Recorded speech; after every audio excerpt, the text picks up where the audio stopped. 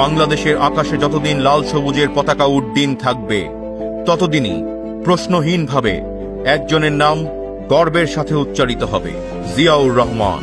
যদি বাংলার বুকে নাম তোমার রাখতে চাও অম্লান, তবে হয়ে যাও তুমি জিয়াউর রহমান।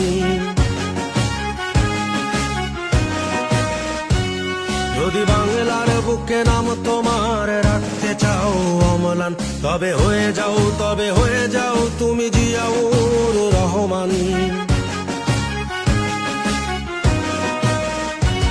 যদি অপার স্বাধীনতার আকাশ ছুতে চাও তুমি আবার, তবে হয়ে যাও তুমি জিয়াউর রহমান।